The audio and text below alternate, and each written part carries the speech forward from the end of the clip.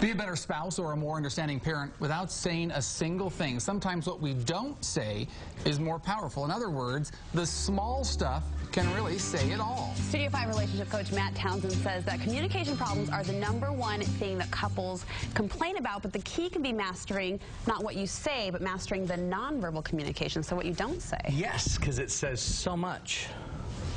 Like, look, watch this quiet, silent moment. Yeah, I think that's saying something.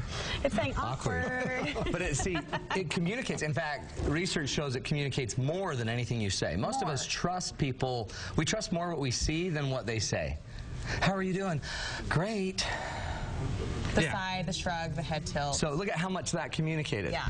And I thought, okay, if we're going to talk about communication issues, who's the best person to evaluate if we wanted to create fun, exciting, connected nonverbals? What group would you go to? A bunch of people that have been married 30 years? Fun, exciting? No, a young, vibrant, yearning, way in love couple.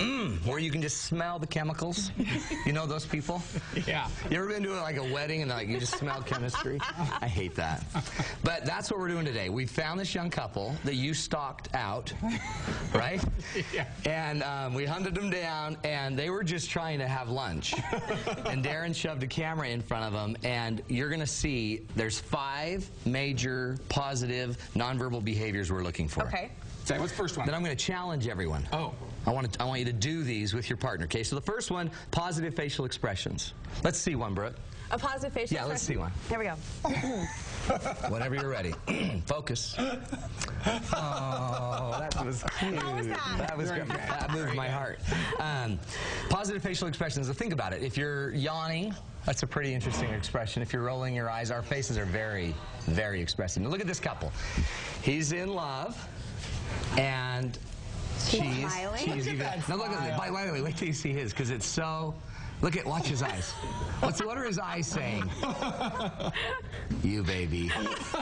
You and me forever. Oh but now watch, look at how they can just look at each other and their eyes widen open a bit. Yeah. And they smile a lot. It's huge. She's smiling the whole time. I think it's because she's like, why is this guy filming us? Well, my friend always says to her kids when they're angry or they're upset, try to get mad at me and raise your eyebrows. Oh, that's a good. And you can't really do it. So that same idea, right? Well, unless you've had Botox. Well, there's that. There's always that. Then there's always that. Possible. So the challenge is this. You go home, sit with your partner, and I want you to smile. And try to with your eyes. Don't even tell them you're doing it. Don't tell anybody you're doing it. Just start to pay more attention and smile more. Nuts. Look, but don't be cheesy about it, or they're gonna like you're cheesy, like that smile that you just did. A little cheesy. Okay. But it's a good one. So the next one is touch. Now touch is the obvious one, right? Yeah. But touch doesn't always have to be like intimate touch. It's just like that I'm constantly touching. Oh, sorry, Brooke. Touch, touch, touch, touch, touch. Now watch this couple. They're sitting close together. Look at the old thumb, digit, what's it called? The index finger roll. It's like real subtle stuff. It's it doesn't subtle have to be stuff. over the top. It is the most subtle stuff. He puts his hand on her knee. You can't necessarily see that. Hand holding. Okay. When was the last time you just held your partner's hand? That would be, so touch is huge, and we already know touch induces a lot of endorphins, gets oxytocin flowing. All of these chemicals happen when we start to touch. Right. So your challenge with touch is I want you to make a conscious effort to touch your partner more. When your partner touches you, I want you to actually, and it sounds weird, touch them back. You ever held someone's hand that you knew they weren't like involved? You ever shook a guy's hand and they didn't feel like they were shaking it back? So once your partner touches your hand or touches you, I want you to touch him back. Respond. And it's just a little subtle thing. A little subtle. Respond back. In fact, I would do the more subtle, and I would pick up your game. I would touch 5 times more this week.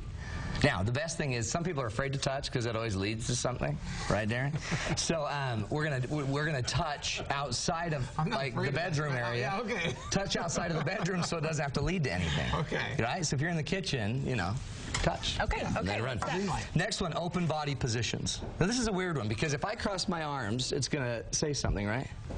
If you're telling me something, honey, can I get some feedback, and I cross my arms and I lean away from you, what am I communicating? I'm not into this. I don't want this. So open bodies and open arms say something. I mean, just extending your arms open. Now watch this guy. They're both kind of facing forward. Now watch. See him turn to her? Yeah, he did a little shoulder and he opens rotate. up his, Yeah. see how he opened his chest up? Did you see how that makes him so open to her? Yeah. And now watch, she touches. Now watch, he's touching. Now they're mixing them. Look, she's smiling. My dear friends in Viewerland, this is called love. You are all watching love. That's what love looks like. Can I make an observation? No. Who? What? Go ahead, I give you Please, go permission. ahead. Show is I'd this? love to. I give you permission. Who's I touched crossing you. their arms to the table right now? What does that say about Oh. I'm I was, Are you trying to get rid of me? But I want you to notice how Finally he interesting that gets is. it. No. But do you see? Picking up on those It's kids like, for a gosh, dude. That's so horrible. I don't feel safe anymore. Okay. But this openness is huge. And how many times, like in your marriage, do you get in bed and there's no openness, but your partner rolls on to their side, back to you, and pulls the covers really tight? It's cold, you know, sometimes. Whatever. What are they communicating? Not into this. You cannot not communicate. So open up. Okay. So face your partner more. The challenge on this one is, as your partner talks to you, position your body to be open to him or her, turn toward your partner and speak, and lean in a little bit. Okay. Leaning in communicates something, okay? Next one is proximity and closeness. That's part of the leaning in. Proximity, notice, is a lot of times, have you ever noticed, back in the day, you would always sit on the side of the booth at the restaurant with your partner. Because that was so cute. Now we sit as far away as we can. Watch this couple. He's like, oh, I got to show you something on my iPhone. So and he instead of goes just over. reaching across the table. And he gets closeness and proximity. And this is such a subtle thing, but notice where their heads are. Their heads are like texting each other almost, aren't they? The heads close together is serious nonverbal communication. If we have to share whatever we're looking at, but if we lean our heads in closer together, proximity. The closer you are. So without even touching, get closer. Okay. There's this about 1.5 feet of space that we call our personal space.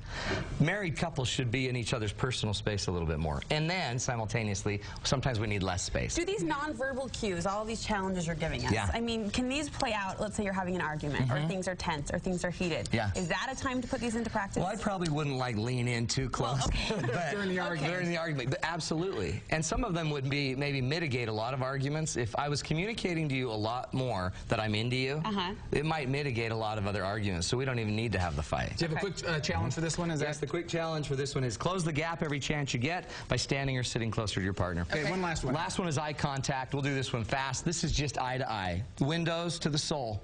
The eyes are the windows to the soul. Yes, they are. So watch their eyes. And also, when you look at his eye contact, look how much his eyes are communicating. Did you see the eyebrow lift a little bit? So that non-facial expression. The eyes can say so much more. I do exercises with my clients where I make them look into each other's eyes, and it kills them.